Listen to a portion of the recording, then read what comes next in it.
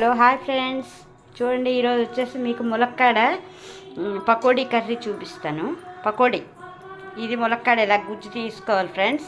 ఇక ములక్కాడలు ఇలాగా శుభ్రంగా కడిగేసుకుని ఇలా గుజ్జు ఇందులోంచి స్పూన్తో ఇలా లాగితే వచ్చేస్తుంది ఫ్రెండ్స్. ఇలాగా స్పూన్తో లాగితే మీకు ఇలా వచ్చేస్తుంది అనమాట. ఇలాగా దీంట్లోకేమో ఆనియన్స్, పచ్చిమిర్చి, అల్లం వెల్లుల్లి పేస్ట్, వాము కొంచెం, వరిపిండి, ఇదేమో శనగపిండి. ఓకే ఫ్రెండ్స్, శనగపిండి, వరిపిండి, వాము, ములక్కాడ గుజ్జు, నెక్స్ట్ ఆనియన్స్, పచ్చిమిర్చి. నేను అల్లం వెల్లుల్లి పేస్ట్ వేయట్లేదు ఫ్రెండ్స్, ఇష్టమైన వాళ్ళు వేసుకోవచ్చు. వాము అండ్ కొత్తిమీర ఇలా కడిగేసుకొని శుభ్రంగా తీసుకోవాలి. ఓకే ఫ్రెండ్స్, తయారు చేసి మీకు చూపిస్తాను. వేసుకోవచ్చు, నేను వేయట్లేదు. తగినంత సాల్ట్,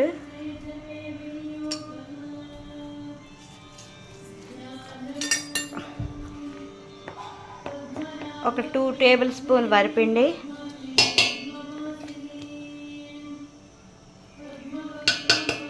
ఈ గరిటతోనే 2 గరిటెలు 3 గరిటెలు శనగపిండి, 3.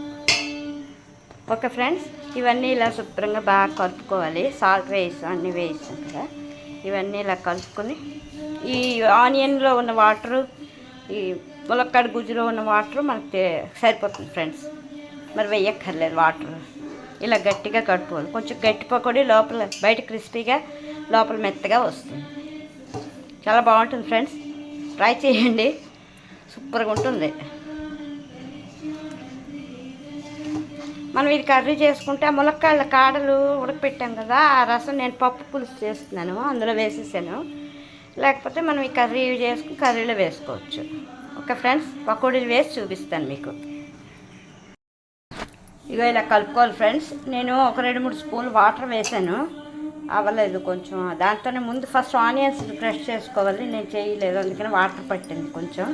ఇప్పుడు ఇలా నూనె వేగింది కదా, కొంచెం ఇలాగా వదులుకోవాలి అంతే, ఇలాగా.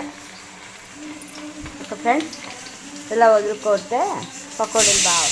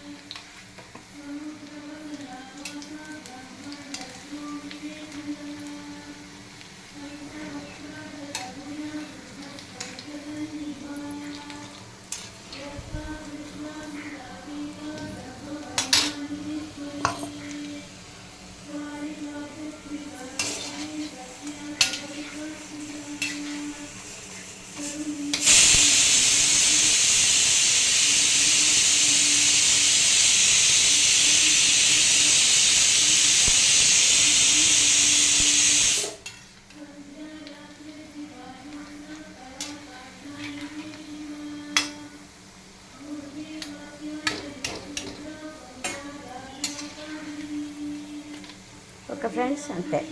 పకోడీలు ఇలా వేయించుకున్నాం కదా, చిన్నవి కూడా వేసుకోవచ్చు. వేసుకుని మీరు ఇలాగే కూడా తినేయచ్చు, టమాటా సాస్తో బాగుంటుంది. లేదంటే కర్రీ కూడా చేసుకోవచ్చు. ఇది రోటీస్లోకి బాగుంటుంది, అన్నంలోకి,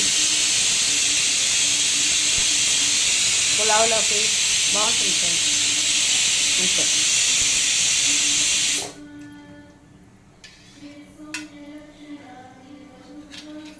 ఓకే ఫ్రెండ్స్, పకోడీ రెడీ.